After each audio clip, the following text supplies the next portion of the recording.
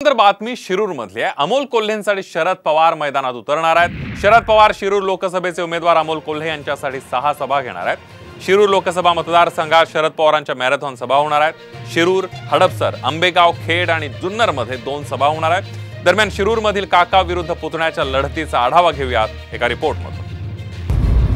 अमोल कोल्हेंसाठी शरद पवार मैदानात। शिरूर मध्ये पवारांचा पॉवरफुल प्रचार।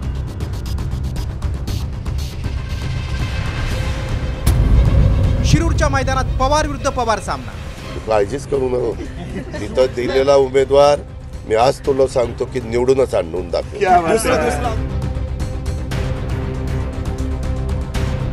उपमुख्यमंत्री अजित पवारांनी शिरूर मध्ये अमोल कोल्हेंना पाडण्याचा चंग बांधलाय।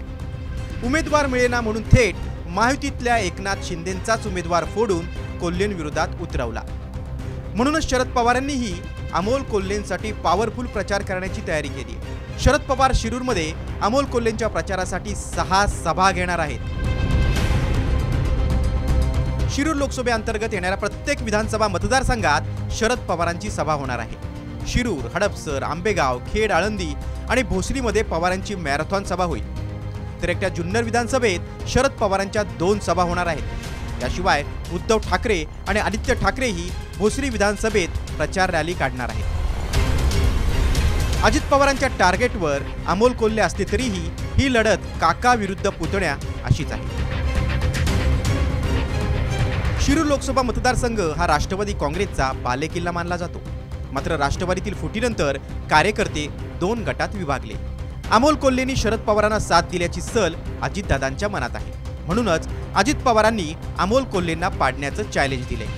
अजित पवारांच्या आव्हानानंतर शरद पवारांनीही कोल्हेंच्या पाठीमागे मोठी फळी उभी केली आहे। शरद पवारांनी 6 सभांचं आयोजन करून अमोल कोल्हेंच्या विजयाचा मार्ग सुकर करण्याचे संकेत दिले। शिरूर लोकसभा मतदारसंघातील प्रचार आता अंतिम टप्प्यात आलाय। त्यामुळे सर्वच पक्षातील नेते प्रचाराच्या मैदानात उतरलेत। शिरूरमध्ये अजित पवार आणि शरद पवार यांच्यात प्रतिष्ठेची लढाई आहे। आपल्या उमेदवाराला निवडून आणण्यासाठी दोन्ही नेत्यांनी ताकद पणाला लावली।